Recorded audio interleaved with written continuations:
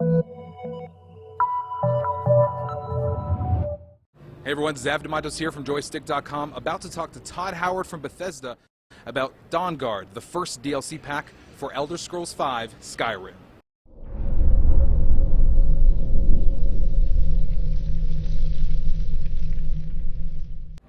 Todd Howard, a game director at Bethesda Game Studios, and we're here showing off Dawnguard, the first add-on to Skyrim. It is tricky when you go into DLC or to add on to a game like Skyrim that people really took to, that is also, it's huge. So you ask yourself, like, what do people want? In general with DLC, they'll buy just about anything, to be honest. That's not good, but so you have to figure out, they usually want more dungeons, more whatever, but our thought process is, how do we make the game better so that we're proud of the content we're putting out there? And so it's a game where you can do a million things. So there's a million things we could do more of, or there's a million things we could add. And a lot of us felt, in this kind of game, what kind of archetypes or characters or things did you get to do but not enough of, or that you only dipped our toe in, or what kind of character didn't you get to really feel like you could play like? And for us, it was vampires. It wasn't like there was a big cry from the community, oh, the vampires suck, we want more of it. It was more, we felt there's a lot more we could have done, we did a lot, but there's a lot more there that we could do. That we did so much with the werewolves and things like that, like, hey, let's dig deeper into vampires, both as a faction you could join and play through a vampire story, and also just what are the powers? And to really push the being a vampire power, that's why we did this. Well, there's another level of vampirism with being this vampire lord. But because it's, kind of a classically evil thing with vampires, we then want to add, well, I want to hunt them. I want to be the good guy. And what does that archetype feel like? And then you get into the vampire hunter and crossbows, something that our fans have wanted, for a long time. And that really gelled together as a theme. And that was the direction that early on was one of our ideas for a DLC. And you got a lot of good kind of like collective inertia on it amongst the studio, and that's where it went. Is it difficult, a game like Skyrim that has so much jammed into it, and showing off the game jam video that you did during your keynote at DICE? Yep. There was so much. There's no shortage of creativity and ideas coming out of the studio, and the people who work there and they are passionate about their projects. Is it difficult to kind of pick and choose the stuff that you can actually manage to fit into one DLC pack and focus on one specific idea? It is. I mean, if you've seen the game jam video from my DICE talk, you can tell we were thinking vampires, and a lot of us were. So when people got that week, they're like, oh, I'm going to go try those things, or the different perk trees. So we do have a werewolf perk system in Dawnguard as well. And then you start finding some of the little ideas that you can find places for, but this isn't the only DLC we're doing.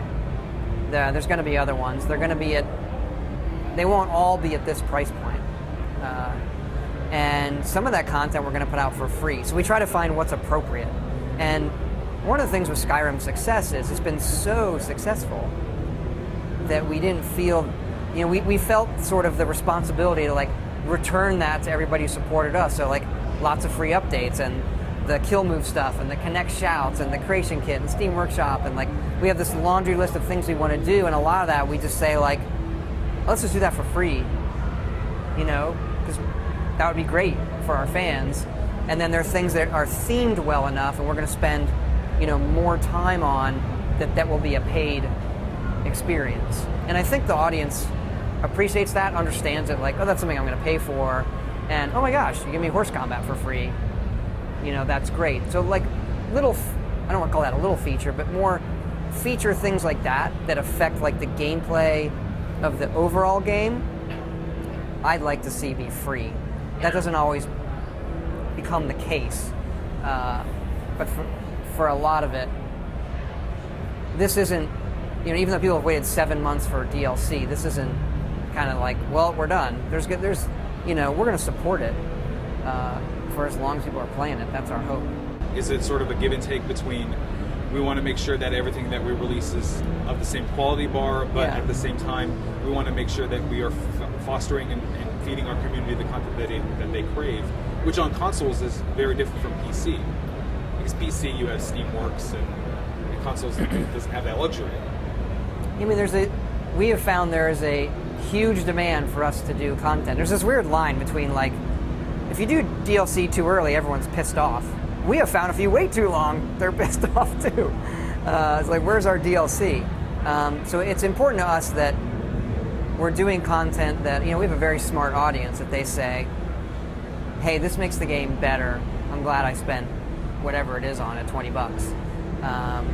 And we do feel the pressure to make sure it fits in the game smoothly. So we don't do, if you buy it, it doesn't come on and say, hey, you just bought Dawnguard, or you don't feel removed from the game. As a matter of fact, one of the potential negatives to, like, Joe consumers, they'll buy it, they'll load up Skyrim, and they'll be like, where is it? We're like, well, you got to go find it. It fits into the game seamlessly. We still view it as one big game that we want to keep making better, because there's still a lot of opportunities to make it, a better game. When you're designing additional content like DLC, do you find it's better to wait to see what the response is to certain features that are added in previous content? In your experience with, Fallout and Oblivion, things like that, do you find it's better to wait, or do you start to plan ahead and say, okay, now for the next one we're gonna do this, and for that one, the one after that, we're gonna try to focus on this? How much does the community reaction mean to what happens in the development side? It's a mix between what we think we could do that's new and cool that people haven't thought of, and then seeing the response to the game. A lot of the response to the game comes up in, like, balance things for patches or updates, or everybody really thought we would have more of this and we didn't, so maybe we should do more there. I still think there's more we can do with dragons, because it's one of those things we did a lot of, but people like it so much they want more, so we said, okay, what can we do more with dragons? And little things, it sounds like a little feature, but in the DLC, there's a woman you can find in Riften who will change your appearance. So it's one of the things, like, you can't change your face or hair in the main game. The first choice you make, you can never change it, but, after a while, people get, so you can go to her and then change what you look like. Can't change your race or sex. So there's things like that you read that enough and you're like, oh yeah, we should have. Can we do that? Yes, okay, what's the best way to do it? There was some crazy stuff in that game jam. Is there stuff in there that's... And it wasn't all of it. I know, we talked about this, I think, at GDC, there was way more. Is there stuff in there that you would think, like, the giant mud crab, like, is that stuff there's just stuff that's too crazy to add to Skyrim in that game jam? I could see applications of a giant mud crab. Even that gets into more, like, how does the gameplay actually work? Giant sea creatures are always... no, I think most of the stuff in there, it could be tweaked, but it comes down to more logistics. Like even doing the Vampire Lord, he was in that video, but to make him a full-fledged feature that's polished, that works with the rest of the game. Our main trick is making it work with the rest of the game. So everything we do, we have people run through every single quest. It's a ton of content, so any change we make, the potential negative is that we've broken something that was fine, and we don't know where that's going to be. So we are doing a public beta on Xbox for Dawnguard. We had a great experience on the PC with Steam with that. So Skyrim is still hugely popular on Steamworks. There's so much content coming out of the community. And we did talk a little bit about this at GDC, about whether or not you look at that to just kind of discover things that maybe you can change about the game. But has there been anything in those content packs that the community has released that made you realize, oh, that maybe would work in, everybody's version of Skyrim? Usually those kind of things are tiny, the ones I've looked at. Like the bigger things, there's certain reasons we might not do it across all platforms because of, you know, a lot of things you can do in the PC, they just take up tons of memory, and you can just look and be like, that's not going to work on the Xbox. There's little things. One of the ones I like is someone added, it's fairly trivial to do, but they added fast travel markers to the cities when you buy a house. It was one of those like, should have done that. You know, that's smart. So they tend to be groups of smaller things, like, hey, I just tweaked this a little bit, and it's better. It's clear, you know, some things like, well, that's clearly better. So our mod makers, those guys have been doing it for a long time with us since Morrowind, so like 10 years. And the paradigm of how we make games hasn't changed dramatically, so they hit the ground running. I think the last time I checked, the Steam Workshop had 14 million downloads. That's pretty crazy. And I would love, we keep laying out, trying to figure out how to bring that to consoles. We'd love to. Look for Dawnguard Xbox 360 on June 26th if everything works out. I'm Todd Howard, I make video games. That's not what you wanted. That's perfect, actually, because it's true. It is an actual factual statement.